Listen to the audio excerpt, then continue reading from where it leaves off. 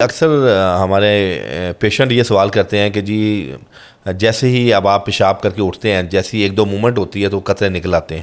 تو یہ دو تین وجوہات ہیں. بعض اوقات پروسٹیٹ بڑھ جاتا ہے. ہمارے مردوں کے اندر چنے کے دانے کے برابر ایک غدود ہوتا ہے جس کو غدہ قدامیہ کے نام سے منسوب کیا جاتا ہے، پروسٹیٹ گلینڈ. اچھا، پروسٹیٹ گلینڈ جو ہے یہ نارملی 25 سے 30 گرام تک نارمل ہوتا ہے. اگر یہ اس سے زیادہ رپورٹ میں آ رہا ہو تو اٹس مین وہ آپ کو یہ امراض پیدا کرے گا.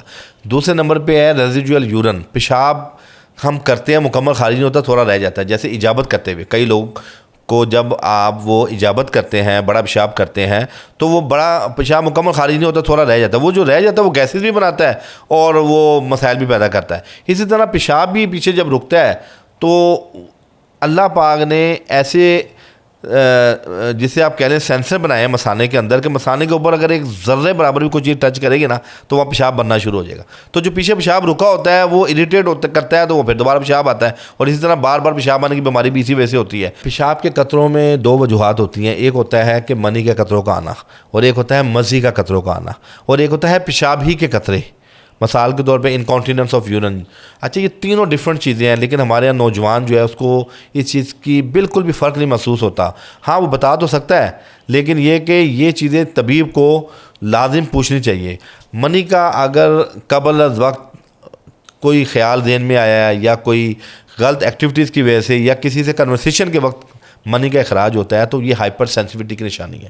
اس میں نوجوان کو ذکاوت حس کا مسئلہ ہے، تو یہ اس کی وجہ سے ہوتا ہے.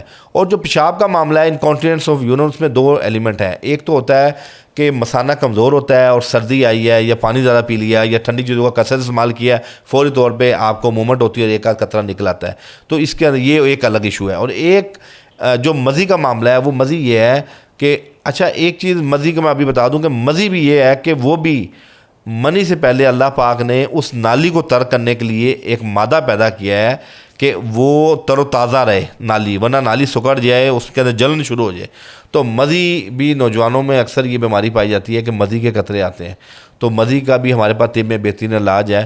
اور آج کل جو سب سے خطرناک بیماری ہے، یہ تینوں بیماریاں انسان کو اتنا کمزور نہیں کرتی جتنا البومن کا خارج ہونا ہے گردوں کے اندر، گردوں سے چربی کا خارج ہونا جو آپ کے گردوں کو خراب کرنے کا باعث ہے. اور اس کے اندر کیا ہے؟ نشہ. ہمارا نوجوان خالی پیٹ 10 کپ چائے پیتا ہے. ہمارا نوجوان خالی پیٹ 2 ڈبیاں سگریٹ پیتا ہے.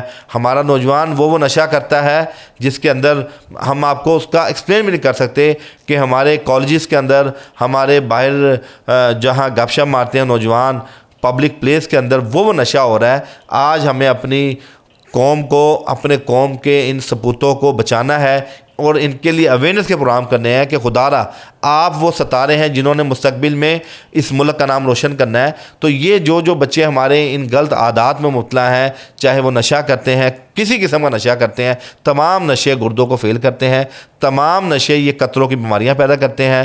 اور اسی طرح جب تک وہ بچہ، اور دوسرا یہ کہ آج کل ہمارے بچوں کو اس پہ چکن پہ بہت لگا دیا گیا ہے. بچہ چکن کے بغیر رہ ہی نہیں سکتا، تو زیادہ کثرت سے چکن کا استعمال بھی آپ کو ان بیماریوں میں مبتلا کر. تو یہ ہمارے پاس اس کا کامیاب علاج موجود ہے.